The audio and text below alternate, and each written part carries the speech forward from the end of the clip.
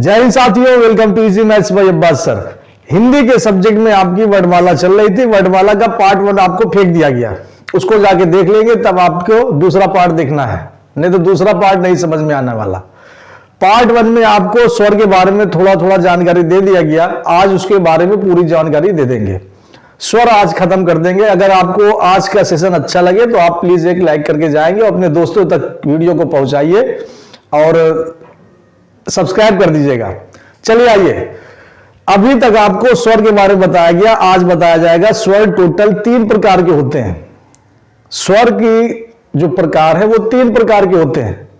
पहला है ह्रस्व स्वर, ह्रस्व स्वर, दूसरा है दीर्घ स्वर और तीसरा है प्लुत स्वर। ये तीनों में अंतर क्या होता है? देखिए, हिंदी तो अभी तक आप लोग पढ़ चुके हैं, लेकिन हिंदी के बारे में हम लोग बारीकी से अब जानेंगे। ह्रस्व स्वर, दीर्घ स्वर, प्लुत स्वर। ह्रस्व मतलब होता है छोटा, ह्रस्व मतलब छोटा, ऐसा स्वर जो बोलने में छोटा लगे। छोटा का मतलब जो बोलने में कम समय लेता है। जैसे देखिए, यहां पे बोर्ड पे लिखा है, स्वर निम्न 3 प्रकार के होते हैं। पहला ह्रस्व स्वर, दूसरा दीर्घ स्वर, तीसरा प्लुत स्वर।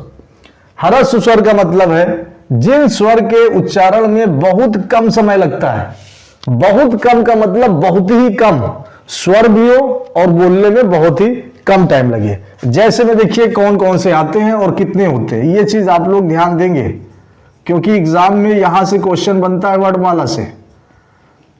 छोटा आ, छोटी ई, छोटा ऊ और री।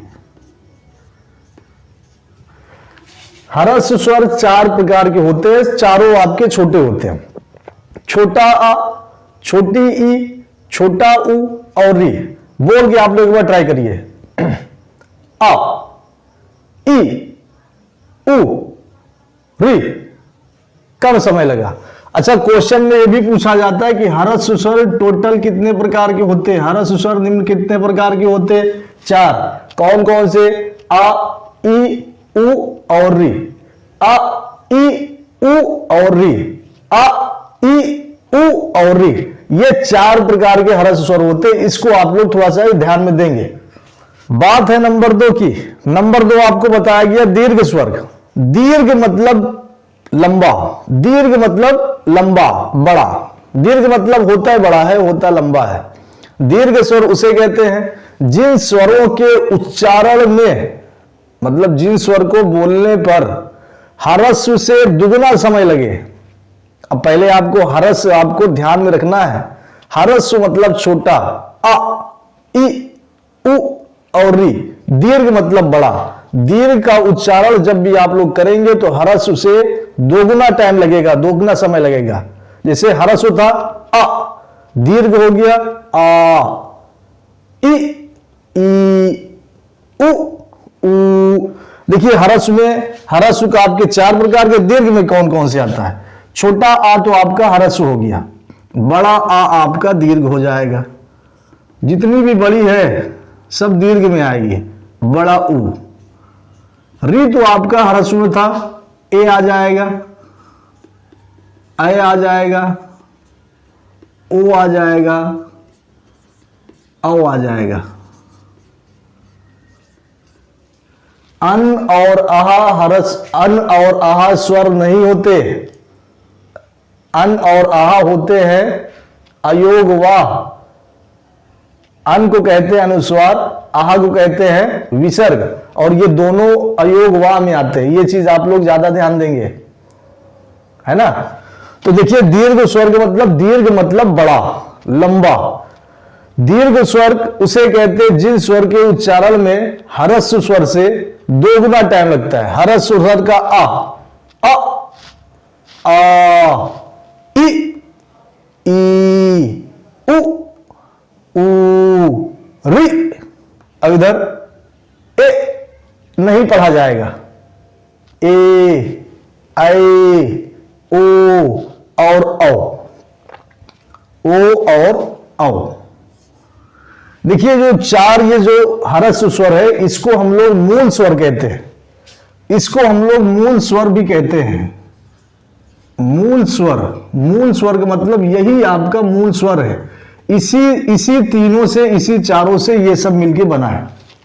कैसे? जो ये बड़ा आ बना है ये खुद का नहीं है, बड़ा आ ये खुद का नहीं है। जब दो छोटा आ को जोड़ देंगे, दो छोटा आ मिलके एक बड़ा आ बनाता है, दो छोटी ई मिलके एक बड़ी ई बनाती है, दो छोटा ऊ मिलके एक बड़ा ऊ बनाता है। बड़ा आ, बड़ी ई और बड़ा ऊ ये खुद के नहीं है, ये उधार लिए हुए गए स्वर हैं। दो छोटा आ को मिला के एक बड़ा आ बना, दो छोटी ई को मिला के एक बड़ी ई बनी, दो छोटा ऊ को मिला के एक बड़ा ऊ बना।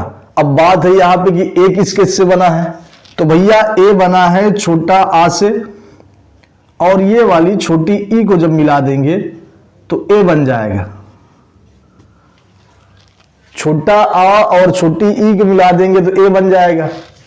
अब ये है कि ए कहां से बना है, ए छोटा आ से, और यही ए से, यही ए को जब मिला देंगे तो ए बन जाएगा।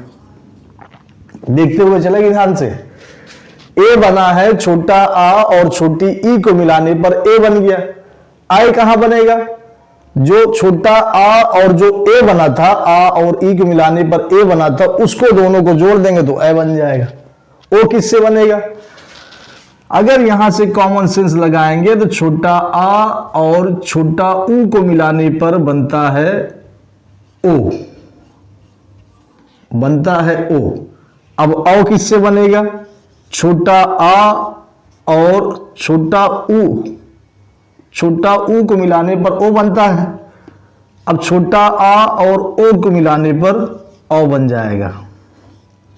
ये तो एक हिसाब से देखा जाए तो जो तीन ये स्वर है, छोटा आ, छोटी ई और छोटा ऊ, ये आपके मूल स्वर है। इन्हीं से मिलके, इन्हीं तीनों से मिलकर ये सब दीर्घ स्वर बनाए जा सकते हैं, बनते हैं, बनाया गया है।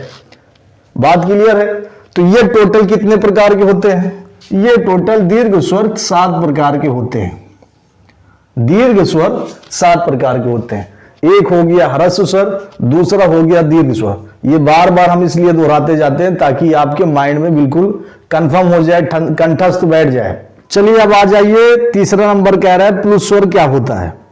प्लुत स्वर उसे कहते हैं कि प्लुत स्वर के उच्चारण में, प्लुत स्वर के उच्चारण में ह्रस्व स्वर से 3 गुना का समय अधिक लगता है।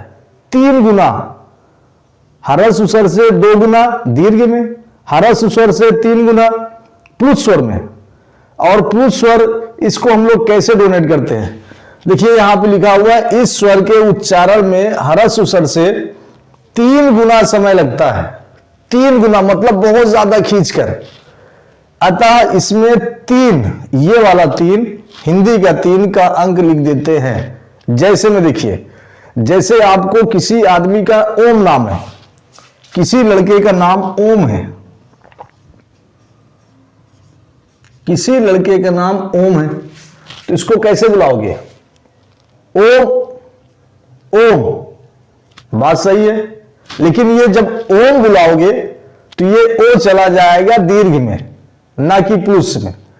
जब आप लोग कथा में ओम शब्द आता है, जब कथा में ओम शब्द आता है तो कैसे उसको बोला जाता है,